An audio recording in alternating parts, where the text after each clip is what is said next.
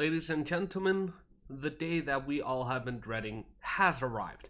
We are seeing the end of an era, and all I gotta say is, good night, sweet prince. What am I talking about? Well, the day of reckoning, the shutdown of the Xbox 360 marketplace, and what that entails. So to start off, I want to show the official announcement from Microsoft Xbox when they announced that they were going to shut down the Xbox 360 marketplace last year. So let's look at that right now. Right here we can see from the Xbox Wire, published on August 17th, 2023, close to a year before the actual closing. So it says, the Xbox 360 store will close July 2024, but you can keep playing your favorite games. This November will mark 18 years since the Xbox 360 launched.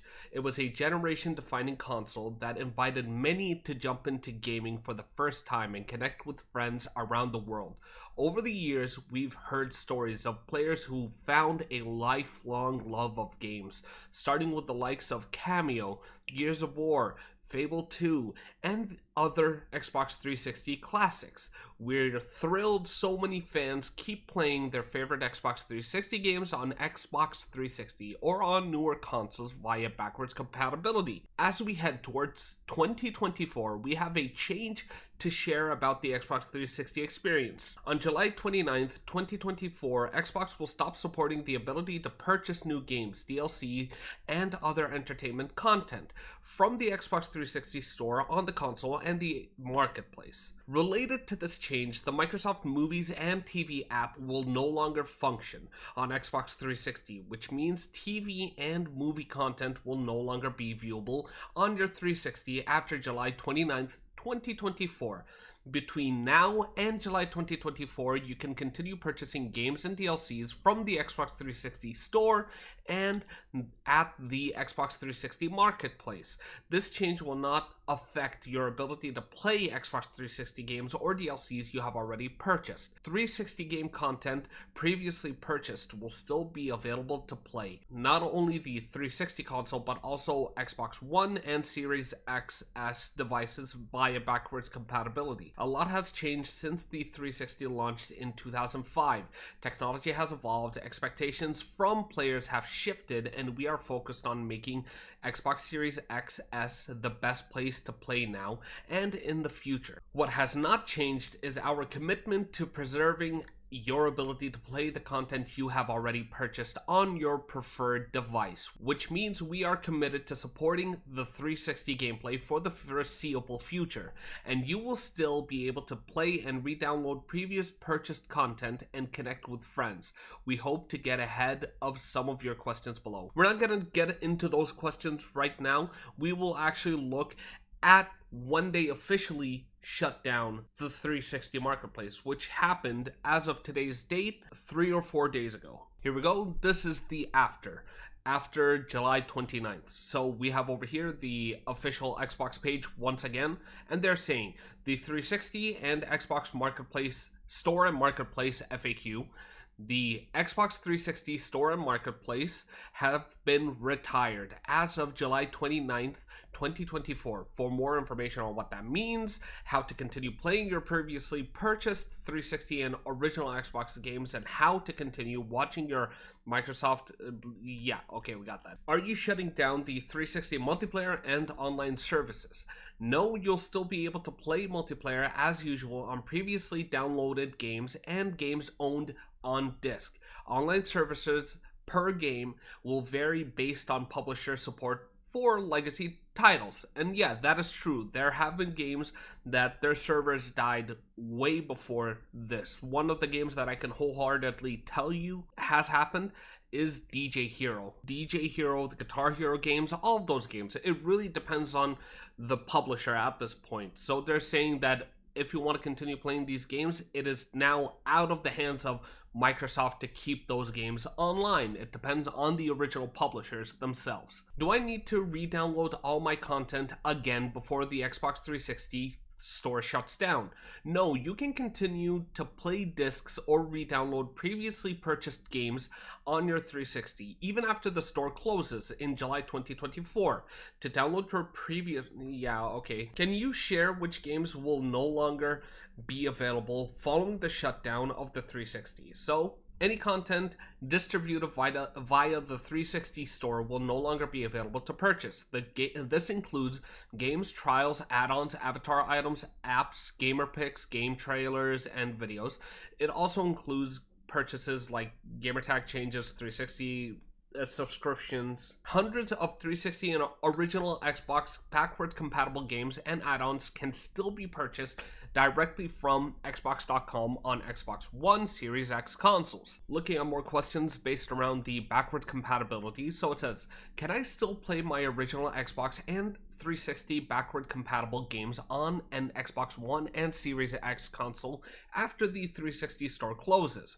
Yes, digitally owned and disc-based backward compatible games will continue to play, as we plan to continue to support original Xbox and 360 backward compatible games on Xbox One and Series X.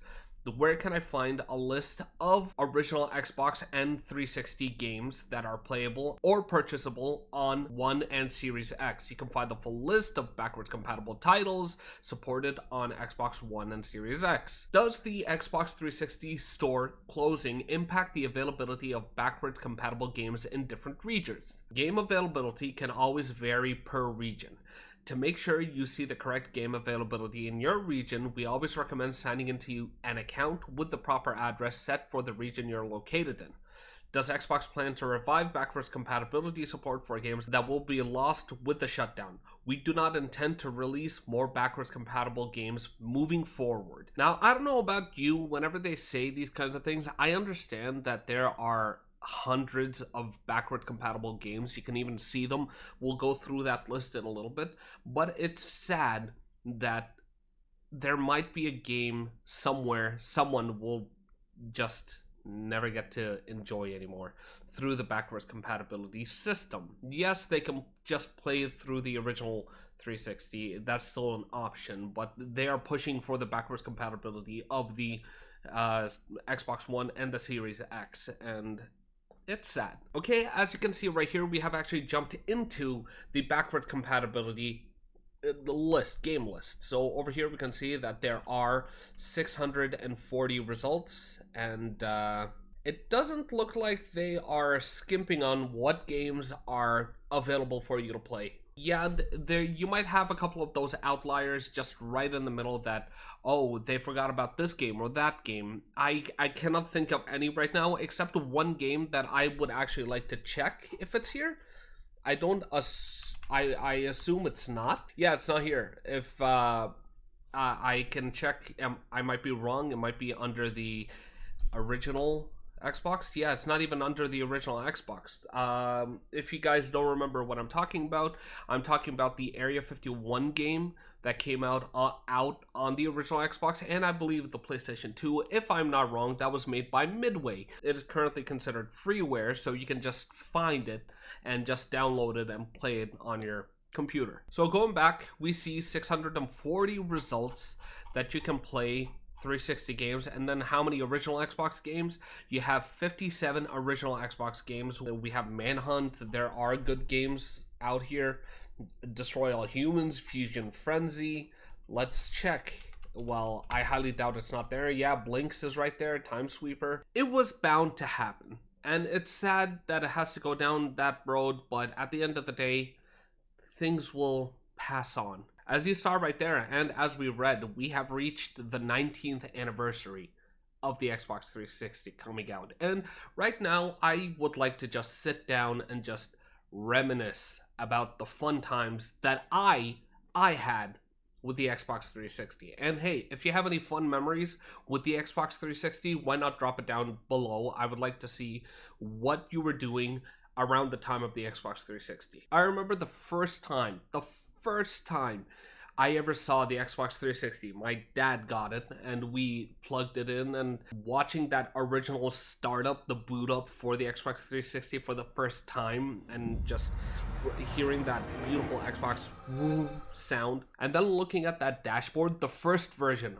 dashboard. We cannot forget about the original dashboard. That one was a funky looking dashboard. I'm not gonna lie. It had those tabs type style. It would like swipe, and it was fun. I'm not gonna lie. And then the first thing that I played on the Xbox 360 was actually a demo of Call of Duty 2, I believe. You'll play in a desert. I believe you're in the back of a Jeep. I'll probably throw up a video if I can find the original demo. I can probably find it on YouTube.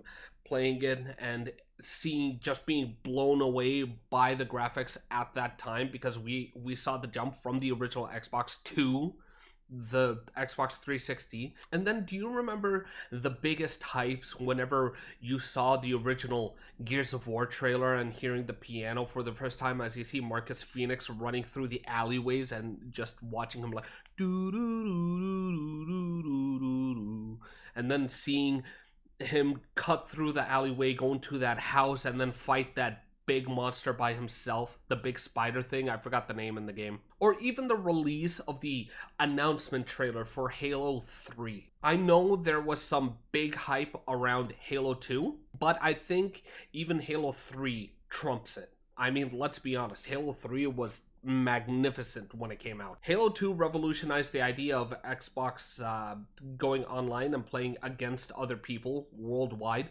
but Halo 3, when that came out, it was a phenomenon. It took over the gaming sphere for such a long time, and I can say I lived through that. And then seeing the rise of Call of Duty with Call of Duty 4 multiplayer, and then the big hype with Modern Warfare 2. I mean, come on. Modern Warfare 2, Black Ops 1, and then look at the ton of videos of how it started a new freaking YouTube trend of doing Call of Duty commentary, and just how many people started doing that and how many careers got started through that system of just having Call of Duty gameplay in the background and then you just talking about something. You know how many people got famous off of that formula? And then living through the Red Ring of Death and seeing all the different people that got affected by that. And then seeing the Xbox 360 Slim and the new updates for that, where we got the new... I can't even make the sounds. It was a very nice sound. I like the Xbox 360 V2 startup and the dashboard. In my eyes, I think they perfected the dashboard with the second version, with the second update. Getting to play Guitar Hero 3... even Guitar Hero 2, Guitar Hero 3, Rock Band, freaking DJ Hero 2. Whenever they said in that article of the announcement that the Xbox Marketplace was shutting down, that it was a generational console, it really was. Which brings me to my next point, which is, yeah, this is the end of the Xbox Marketplace, but it was also the beginning of something. And weirdly enough, switching it around, it was the beginning of the end. And what do I mean by that? It's simple. We started seeing the decline close to the end of the Xbox 360, going into the Xbox One. We started seeing the decline of physical copies and the rise of digital storefronts. Because here, I'll show you my set of games that I have right here. I have so many original 360 games, and then I'll look at how many Xbox One games I had. I have never been a PlayStation kid. I was always an Xbox kid. My first PC was purchased in 2018. I used to, if I wanted to play any PC games, I would really just go to an internet cafe and just play PC over there, and then when I come back home, I just play consoles.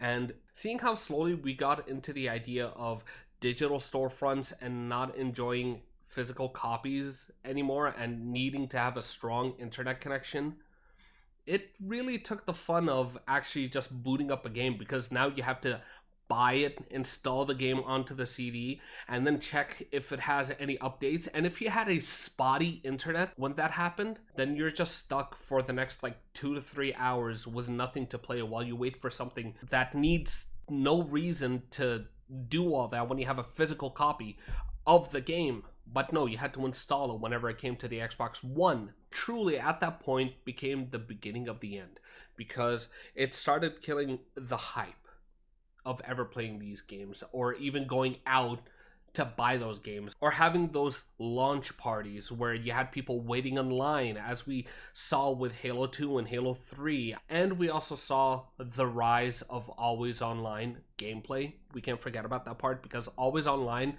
really started hurting some games. And the first always online game that I can tell you off the top of my head when talking about the Xbox One, I'm talking about specifically the Xbox One, was the original Titanfall that had no campaign.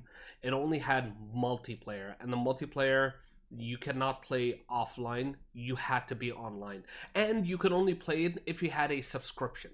Can't forget that part. I also don't want to forget the part about demos. Demos, whenever it was the PlayStation 2 or the original Xbox, you would need to have one of those special discs that had like 5 demos together. While on the Xbox 360, you could actually just download a demo and try out the game, and if you liked it, hey, go buy it. You can also purchase it online, I believe. You could also go and buy the physical. And that's one of the things that pushed me towards buying one certain game that I will always say that I am happy that I ended up doing this. What game am I talking about? I'm talking about the original BioShock. Because around that time, around the same time of BioShock releasing, Assassin's Creed, the original, the first one, was also coming out around that time, and I didn't know which game that I wanted to get. So what did I do? I just went onto the Xbox 360 store and I looked at those games. I looked at Assassin's Creed, and then I looked at BioShock, and BioShock looked a little more interesting to me. So what did I do? I actually went and downloaded the demo for BioShock, and I played the first 5-10 minutes of entering Rapture. And my God, I have never looked back. The moment I played that game and I went and saw what that game had to offer, I immediately went out and I bought the game because of how good it was. I understand trials are still a thing, definitely, but this is just a thing that I love. This is one of the things that helped me get into a franchise or trilogy that I never thought I could get into, because fear scared the ever-living crap out of me, and BioShock was just that beautiful level. Yes, I understand they're also on the PlayStation 3 and they got backwards compatibility, but these are my stories of whenever I used to play these games on the Xbox 360, so let me reminisce, damn it. And it truly was a golden age. I highly doubt we will ever see anything of that level again. Seeing the hype around the Call of Duties, the Halos, seeing the montages that were dropped on Halo gameplay, Halo 3 and Halo Reach also had nice. It was crazy, and I do not think we will ever see or have a renaissance of that level. But hey, I could be wrong. Let's see in the future. Now it's time for me to beg that people should subscribe, like, comment, because I really need that support. I really want to try to get this channel off the ground, and I've been having fun recording these videos and talking and having fun with it, and I also enjoy going to the events. I've done that previous video, so you can go check it out. Liking and subscribing and commenting really shows that there is still love for this kind of content, and hey, if you like the content, why not do it? And if you didn't like the content, hey, I'm not gonna tell you not to dislike it. You can go right ahead, and I hope to see you here next time. See ya.